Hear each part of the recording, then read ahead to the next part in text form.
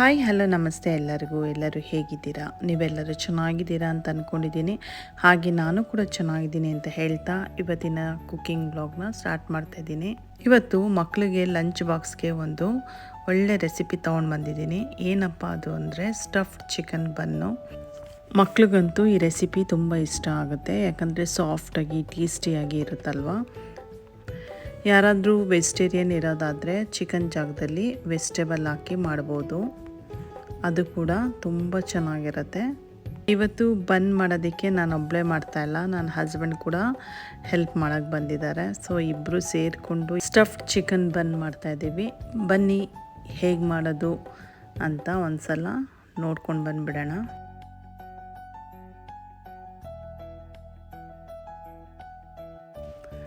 ಇವಾಗ ನಾವಿಲ್ಲಿ ಮಿಕ್ಸಿಂಗ್ ಬೌಲಲ್ಲಿ 4 ಕಪ್ನಷ್ಟು ಮೈದಾ ಸೇರಿಸ್ಕೊಳ್ತಾ ಇದ್ದೀವಿ. ಮೈದಾ ಸೇರಿಸ್ಕೊಂಡಿದ್ದ ನಂತರ 1/4 ಟೀ ಸ್ಪೂನಷ್ಟು ಉಪ್ಪು ಮತ್ತು 1 ಟೀ ಸ್ಪೂನಷ್ಟು ಶುಗರು, 2.5 ಟೀ ಸ್ಪೂನಷ್ಟು ಈಸ್ಟ್ ಸೇರಿಸ್ಕೊಂಡು ಡ್ರೈ ಆಗಿ ಮಿಕ್ಸ್ ಮಾಡ್ಕೊಳ್ಬೇಕು. ಅದಾದ ನಂತರ 1 ಮೊಟ್ಟೆಯನ್ನು ನಾವಿಲ್ಲಿ ಸೇರಿಸ್ಕೊಳ್ತಾ ಇದ್ದೀವಿ. ನಾವಿಲ್ಲಿ ಮೈದಾ ಹಿಟ್ಟನ್ನೆಲ್ಲ ಮಿಕ್ಸ್ ಮಾಡ್ಕೊಳ್ಳೋದಕ್ಕೋಸ್ಕರ ಮಿಕ್ಸರ್ ಮಿಷಿನಲ್ಲಿ ನಾವಿಲ್ಲಿ ಸೇರಿಸ್ಕೊಂಡಿದ್ದೀವಿ. ಮೈದಾ ಹಿಟ್ಟು ಮೊಟ್ಟೆ ಎಲ್ಲ ಸೇರಿಸ್ಕೊಂಡಿದ್ದ ನಂತರ ಆಯಿಲ್ನ ಇಲ್ಲಿ ನಾವು 8 ಟೇಬಲ್ ಸ್ಪೂನಷ್ಟು ತೊಗೊಂಡಿದ್ದೀವಿ. ಅಂದರೆ 1 ಟೇಬಲ್ ಸ್ಪೂನಷ್ಟು ಆಯಿಲ್ನ ಹಾಗೆ ಬಿಟ್ಟಿದ್ದೀವಿ, ಅದನ್ನ ಲಾಸ್ಟಲ್ಲಿ ಸೇರಿಸ್ಕೊಳ್ಳೋದಕ್ಕೆ. ನಂತರ ಹಾಲು 1 ಕಪ್ನಷ್ಟು ಸೇರಿಸ್ಕೊಂಡಿದ್ದೀವಿ. ಇದೆಲ್ಲ ಸೇರಿಸ್ಕೊಂಡಿದ್ದ ನಂತರ ಮಿಷಿನ್ ಆನ್ ಮಾಡಿದ್ರೆ ಅದು ಮಿಕ್ಸ್ ಆಗ್ತಾಯಿದೆ ನೋಡಿ. ಇದು ನಿಮ್ಮ ಹತ್ರ ಇಲ್ಲ ಅಂದರೆ, ಮಿಷಿನ್ ಇಲ್ಲ ಅಂದರೆ ನೀವು ಕೈಯಲ್ಲಿ ಕೂಡ ನೀಟಾಗಿ ಕಲಿಸ್ಕೊಳ್ಬೇಕು. ಒಂದು 5-10 ನಿಮಿಷ ಆದ್ರೂ ಹಿಟ್ಟು ಸಾಫ್ಟ್ ಆಗೋವರೆಗೂ ಚೆನ್ನಾಗಿ ನಾವು ಕಲಿಸ್ಕೊಳ್ಬೇಕಾಗತ್ತೆ. ಹಾಲನ್ನ ಇಲ್ಲಿ ನಾವು ಒಂದು ಸ್ವಲ್ಪ ನೋಡ್ಕೊಂಡು ಹಾಕ್ಕೊಳ್ಬೇಕು, ಒಟ್ಟಿಗೆ ಹಾಕ್ಕೊಳ್ಬಾರ್ದು. ನೋಡಿ ಆಲ್ಮೋಸ್ಟು ಹಸಿಟ್ಟು ಮಿಕ್ಸ್ ಆಗಿದೆ. ಇವಾಗ ನೋಡಿ ಎಲ್ಲ ಕಂಪ್ಲೀಟ್ ಮಿಕ್ಸ್ ಆಗಿದೆ, ತುಂಬ ಸಾಫ್ಟಾಗಿ ಬಂದಿದೆ ಹಸಿಟ್ಟು. ಇವಾಗ ಇದನ್ನ ತೆಗೆದು ಒಂದು ಕಡೆ ಎತ್ತಿಟ್ಕೊಳ್ಬೇಕು. ನಾವೇನು ಮಾಡ್ತಾಯಿದ್ದೀವಿ ಅಂದರೆ ಆ ಮಿಕ್ಸಿಂಗ್ ಬೌಲಲ್ಲೇ ಎಲ್ಲ ನೀಟಾಗಿ ಕಲಸಾದ್ಮೇಲೆ ಸ್ವಲ್ಪ ಆಯಿಲ್ ಹಾಕ್ಬಿಟ್ಟು ನೀಟಾಗಿ ಅದನ್ನೆಲ್ಲ ಚೆನ್ನಾಗಿ ಕಲಸಿ ಈ ಥರ ಒಂದು ಶ್ರಿಂಕ್ ರ್ಯಾಪ್ನ ಹಾಕಿ ಇಟ್ಬಿಡಬೇಕು. ನಾವಿಲ್ಲಿ ಗ್ಯಾಸ್ ಓವನಲ್ಲಿ ಇಟ್ಟಿದ್ದೀವಿ, ಇಲ್ಲಾಂದರೆ ಮೈಕ್ರೋ ಓವನಲ್ಲಾದರೂ ಕೂಡ ಇಟ್ಕೊಳ್ಬೋದು. ಯಾಕಂದರೆ ವೆದರ್ ಇವಾಗ ಸ್ವಲ್ಪ ತಣ್ಣಗಿದೆ ಅಲ್ವಾ, ಹಂಗಾಗಿ ಸ್ವಲ್ಪ ವಾರ್ಮ್ ಇರೋ ಪ್ಲೇಸಲ್ಲಿ ಇಟ್ಟರೆ ಅದು ಬೇಗ ಚೆನ್ನಾಗಿ ರೈಸ್ ಆಗುತ್ತೆ. ಅದಕ್ಕೋಸ್ಕರ ನಾವಿಲ್ಲಿ ಅದನ್ನ 1.5 ಗಂಟೆ ಅದನ್ನ ರೈಸ್ ಮಾಡೋದಕ್ಕೋಸ್ಕರ ಇಟ್ಟಿದ್ದೀವಿ. ಇದಾದ ನಂತರ ಇವಾಗ ಇದು ಸ್ಟಫಿಂಗಿಗೆ ಬೇಕಾಗಿರೋ ಚಿಕನ್ನ ನಾವಿಲ್ಲಿ ರೆಡಿ ಮಾಡ್ಕೊಳ್ತಾ ಇದ್ದೀವಿ. ಫಸ್ಟು ಆಯಿಲ್ ಹಾಕ್ಕೊಂಡಿದ್ದೀನಿ. ಆಯಿಲ್ ಹಾಕ್ಕೊಂಡಿದ್ದ ನಂತರ ನಾನಿಲ್ಲಿ ಗ್ರೀನ್ ಚಿಲ್ಲಿ ಬದಲಾಗಿ ರೆಡ್ ಚಿಲ್ಲಿ ಹಾಕ್ಕೊಂಡಿದ್ದೀನಿ. ಅದಾದ ನಂತರ ಬೆಳ್ಳುಳ್ಳಿನ ಸಣ್ಣದಾಗಿ ಚಾಪ್ ಮಾಡಿ ಸೇರಿಸ್ಕೊಳ್ತಾ ಇದ್ದೀನಿ. ಬೆಳ್ಳುಳ್ಳಿ ಪೇಸ್ಟ್, ಬರೀ ಬೆಳ್ಳುಳ್ಳಿ ಪೇಸ್ಟ್ ಇದ್ದರೆ ನೀವು ಬೆಳ್ಳುಳ್ಳಿ ಪೇಸ್ಟ್ನೇ ಸೇರಿಸ್ಕೊಳ್ಬೋದು. ಈ ಬೆಳ್ಳುಳ್ಳಿ ಎಲ್ಲ ಚೆನ್ನಾಗಿ ಫ್ರೈ ಆದ ನಂತರ ನಾನಿಲ್ಲಿ ಈರುಳ್ಳಿನ 2 3 ಈರುಳ್ಳಿ, ಇದು ಕೂಡ ಸಣ್ಣದಾಗಿ ಕಟ್ ಮಾಡಿ ನಾನು ಸೇರಿಸ್ಕೊಳ್ತಾ ಇದ್ದೀನಿ. ಈರುಳ್ಳಿ ಸ್ವಲ್ಪ ಬ್ರೌನಾಗಿ ಫ್ರೈ ಆಗಬೇಕು. ಇಲ್ಲಿ ನಾನು ಈರುಳ್ಳಿ ಬೇಗ ಫ್ರೈ ಆಗಲಿ ಅನ್ನೋದಕ್ಕೋಸ್ಕರ ನಾನು 1 ಟೀ ಸ್ಪೂನಷ್ಟು ಉಪ್ಪು ಸೇರಿಸ್ಕೊಳ್ತಾ ಇದ್ದೀನಿ. ಉಪ್ಪು ಸೇರಿಸ್ಕೊಂಡಿದ ನಂತರ 1 ಮಿನಿಟು ಈರುಳ್ಳಿ ಫ್ರೈ ಆದರೆ ಸಾಕು. ನಂತರ ನಾನಿಲ್ಲಿ ಚಿಕನ್ನ ಸೇರಿಸ್ಕೊಳ್ತಾ ಇದ್ದೀನಿ. ಈ ಚಿಕನ್ನ ನಾನು ಫಸ್ಟೇ ಬಾಯ್ಲ್ ಮಾಡಿ ಇಟ್ಟಿದ್ದೆ, ಉಪ್ಪು ಅರಿಶಿನ ಹಾಕಿ ಅದನ್ನ ಚೆನ್ನಾಗಿ ಸಣ್ಣದಾಗಿ ಕಟ್ ಮಾಡಿಕೊಂಡು ನಾವಿಲ್ಲಿ ಚಿಕನ್ನ ಸೇರಿಸ್ಕೊಳ್ತಾ ಇದ್ದೀವಿ. ನಿಮ್ಮ ಹತ್ರ ಕೀಮಾ ಚಿಕನ್ ಇದ್ದರೆ ಅದು ಕೂಡ ನಡೆಯುತ್ತೆ, ಅದು ಸೇಮ್ ಹಿಂಗೇನೆ ಮಾಡ್ಕೊಳ್ಬೇಕು. ಇವಾಗ ಚಿಕನ್ನು, ಈರುಳ್ಳಿ, ಹಸಿಮೆಣಸಿನ್ಕಾಯಿ ಎಲ್ಲ ಮಿಕ್ಸ್ ಆಗೋ ಥರ 1 ನಿಮಿಷ ನಾವು ಚಿಕನ್ನ ಫ್ರೈ ಮಾಡ್ಕೊಳ್ಬೇಕು. 1 ನಿಮಿಷ ಚಿಕನ್ ಫ್ರೈ ಆದ ನಂತರ ನಾನಿಲ್ಲಿ ಮಸಾಲೆಗಳನ್ನ ಇಟ್ಕೊಂಡಿದ್ದೀನಿ. ಏನಪ್ಪ ಅಂದರೆ ಚಿಲ್ಲಿ ಫ್ಲೇಕು 1 ಟೀ ಸ್ಪೂನಷ್ಟು, ಗರಂ ಮಸಾಲ 1/4 ಟೀ ಸ್ಪೂನಷ್ಟು, ಪೆಪ್ಪರ್ ಪೌಡ್ರು 1/2 ಟೀ ಸ್ಪೂನಷ್ಟು, ಕ್ಯುಮಿನ್ ಪೌಡ್ರು ಅಂದರೆ ಜೀರಾ ಪೌಡ್ರು 1 ಟೀ ಸ್ಪೂನಷ್ಟು, ಚಿಕನ್ ಕ್ಯೂಬು ನಾನಿಲ್ಲಿ 2 ತೊಗೊಂಡಿದ್ದೀನಿ, ಇಲ್ಲ ಅಂದರೆ ಪರವಾಗಿಲ್ಲ. ನಂತರ ಕಾಶ್ಮೀರಿ ಚಿಲ್ಲಿ ಪೌಡ್ರು 1 ಟೀ ಸ್ಪೂನಷ್ಟು. ಇವಾಗ ನಾವು ಈ ಡ್ರೈ ಮಸಾಲ ಪೌಡ್ರುಗಳನ್ನೆಲ್ಲ ಇಲ್ಲಿ ಚಿಕನ್ಗೆ ಸೇರಿಸ್ಕೊಳ್ಬೇಕಾಗತ್ತೆ. ಇದನ್ನ ನಾವು ಒಂದು ಸಲ ಎಲ್ಲ ಚಿಕನ್ ಜೊತೆಗೆ ಮಿಕ್ಸ್ ಮಾಡ್ಕೊಳ್ಬೇಕು. ಈ ಡ್ರೈ ಪೌಡ್ರುಗಳನ್ನೆಲ್ಲ ಮಿಕ್ಸ್ ಮಾಡ್ಕೊಂಡಿದ ನಂತರ ನಾನಿಲ್ಲಿ ಟೊಮೊಟೊ ಪೇಸ್ಟು 8 ಟೇಬಲ್ ಸ್ಪೂನಷ್ಟು ಸೇರಿಸ್ಕೊಳ್ತಾ ಇದ್ದೀನಿ. ನಿಮ್ಮ ಹತ್ರ ಟೊಮೊಟೊ ಪ್ಯೂರಿ ಅಥವಾ ಟೊಮೊಟೊ ಪೇಸ್ಟ್ ಇಲ್ಲ ಅಂದರೆ ಟೊಮೊಟೊ ಹಣ್ಣನ್ನ ಗ್ರೈಂಡ್ ಮಾಡಿ ಕೂಡ ಸೇರಿಸ್ಕೊಳ್ಬೋದು. ಇವಾಗ ಟೊಮೊಟೊ ಪೇಸ್ಟ್ ಹಾಕಿ 5 ನಿಮಿಷ ಆಗಿದೆ. ಇವಾಗ 2 ಟೇಬಲ್ ಸ್ಪೂನಷ್ಟು ಮೈದಾ ಸೇರಿಸ್ಕೊಳ್ತಾ ಇದ್ದೀನಿ. ಮೈದಾ ಸೇರಿಸ್ಕೊಂಡು ಚೆನ್ನಾಗಿ ಮಿಕ್ಸ್ ಮಾಡ್ಕೊಳ್ಬೇಕು ಮಸಾಲೆಗಳ ಜೊತೆಗೆ.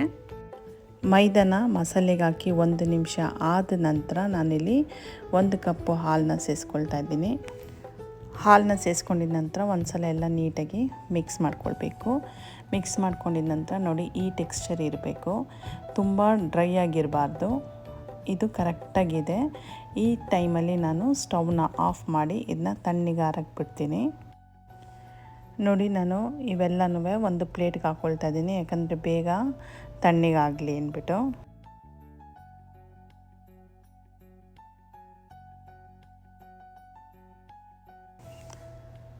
ನೋಡಿ ನಾನು ನೀಟಾಗಿ ಈ ಥರ ಸ್ಪ್ರೆಡ್ ಮಾಡಿ ತಣ್ಣಗಾರಕ್ಕೆ ಬಿಟ್ಟಿದ್ದೆ. ಇವಾಗ ಕಂಪ್ಲೀಟಾಗಿ ತಣ್ಣಗಾಗಿದೆ. ಈ ಟೈಮಲ್ಲಿ ನಾನು 1 ರಿಂದ 1.5 ಟೇಬಲ್ ಸ್ಪೂನಷ್ಟು ಲೆಮನ್ ಜ್ಯೂಸ್ ಹಾಕ್ಕೊಳ್ತಾ ಇದ್ದೀನಿ. ಲೆಮನ್ ಜ್ಯೂಸ್ ಸೇರಿಸ್ಕೊಂಡಿದ ನಂತರ ಸ್ವಲ್ಪ ಕೊತ್ತಂಬರಿ ಸೊಪ್ಪು ಕೂಡ ಸೇರಿಸ್ಕೊಳ್ತಾ ಇದ್ದೀನಿ. ಇವೆಲ್ಲ ಸೇರಿಸ್ಕೊಂಡಿದ ನಂತರ ಒಂದು ಸಲ ಎಲ್ಲ ನೀಟಾಗಿ ಮತ್ತೆ ಮಿಕ್ಸ್ ಮಾಡ್ಕೊಳ್ಬೇಕು. ನೋಡಿ ಇವಾಗ ಎಲ್ಲ ಮಿಕ್ಸ್ ಆಗಿದೆ. ಸ್ಟಫಿಂಗಿಗೆ ಇದು ಚಿಕನ್ನು ರೆಡಿಯಾಗಿದೆ. ಇವಾಗ ನಮ್ಮ ಬನ್ ಮಾಡೋದಕ್ಕೆ ಎಷ್ಟು ಚೆನ್ನಾಗಿ ರೈಸ್ ಆಗಿದೆ ಅನ್ನೋದನ್ನ ತೋರಿಸ್ತೀನಿ ಬನ್ನಿ. ನೋಡಿ ಎಷ್ಟು ಚೆನ್ನಾಗಿ ರೈಸ್ ಆಗಿದೆ.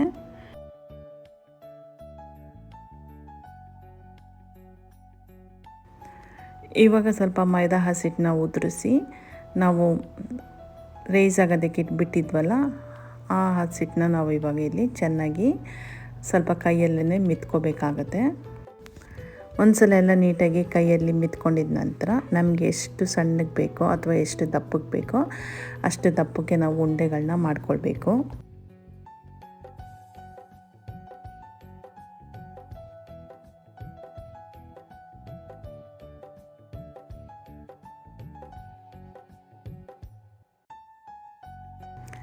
ಉಂಡೆ ಮಾಡ್ಕೊಂಡಿದ ನಂತರ ನೋಡಿ ಈ ಥರ ಚಪಾತಿ ಥರನೇ ನಾವು ಕೈಯಲ್ಲೇ ಟ್ಯಾಪ್ ಮಾಡ್ಕೋಬೇಕು. ಇಲ್ಲ ಅಂದರೆ ಲಾಟನ್ಗೆಲ್ಲಿ ಕೂಡ ನಾವು ಒಂದು ಸ್ವಲ್ಪ ಲಟ್ಟಿಸ್ಕೊಳ್ಬೋದು.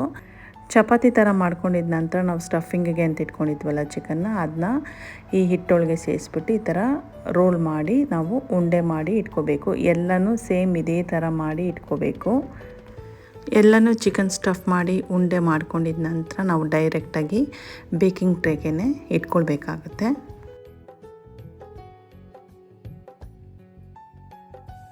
ನಾವು ಬೇಕಿಂಗ್ ಟ್ರೇಲಿ ಇಟ್ಟಾಗಿದ ನಂತರ ಒಂದು 10 ನಿಮಿಷ ನಾವು ರೆಸ್ಟ್ ಮಾಡೋಕ್ಕಿಡಬೇಕು.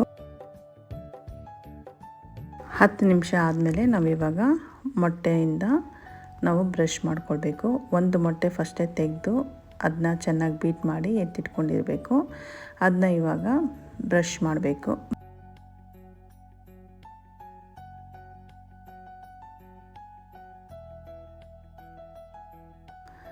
ಒಂದ್ಸಲ ಎಲ್ಲ ಮೊಟ್ಟೆಯಿಂದ ಬ್ರಷ್ ಮಾಡ್ಕೊಂಡಿದ ನಂತರ ನಾವಿಲ್ಲಿ ಎಳ್ಳು ಮತ್ತು ಕಲ್ಲುಂಜಿ ಸೀಡ್ ಹಾಕ್ಕೊಳ್ತಾ ಇದ್ದೀವಿ, ಯಾಕಂದರೆ ಆವಾಗ ತುಂಬ ಚೆನ್ನಾಗಿ ಕಾಣಿಸುತ್ತೆ ಅಂತ.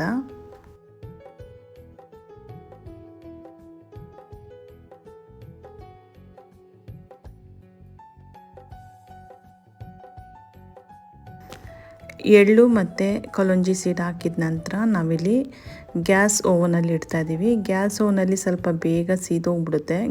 ಹಂಗಾಗಿ ನಾವೇನು ಮಾಡಿದ್ದೀವಿ, ಕೆಳಗಡೆ ಟ್ರೇ ಇದೆ ಒಂದು, ಆ ಟ್ರೇಲಿ ನೀರು ಹಾಕಿದ್ದೀವಿ. ಅವಾಗೇನಾಗುತ್ತೆ ಅದು ಸೀಯೋದಿಲ್ಲ, ಬೇಗ ಸೀಯೋದಿಲ್ಲ. ಮತ್ತು 10 ಮಿನಿಟ್ಸು ನಾವು ನೋಡ್ಕೊಳ್ತಾ ಇರಬೇಕು. ನೋಡಿ ಒಂದು 25 ನಿಮಿಷ ಆಗಿದೆ. ಇವಾಗ ಹೊರಗಡೆ ತೆಗಿತಾ ಇದ್ದೀವಿ. ನೋಡಿ ಎಷ್ಟು ಚೆನ್ನಾಗಿ ಬಂದಿದೆ. ತುಂಬ ಸಾಫ್ಟಾಗಿತ್ತು ಮತ್ತು ಆ ಬಂದು ಸ್ಮೆಲ್ಲು ಮನೆಯೆಲ್ಲ ಸ್ಪ್ರೆಡ್ ಆಗಿತ್ತು.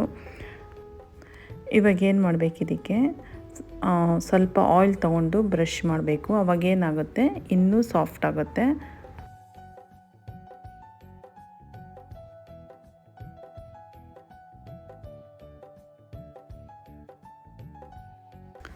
ಬನ್ಗೆ ಆಯಿಲೆಲ್ಲ ಸ್ಪ್ರೆಡ್ ಮಾಡಿದ್ಮೇಲೆ 1-2 ನಿಮಿಷ ಕವರ್ ಮಾಡಬೇಕು. ಕವರ್ ಮಾಡಿದ ನಂತರ ನೋಡಿ ಒಳ್ಳೆ ಸಾಫ್ಟಾಗಿರೋ ಬನ್ನು ರೆಡಿಯಾಗಿದೆ.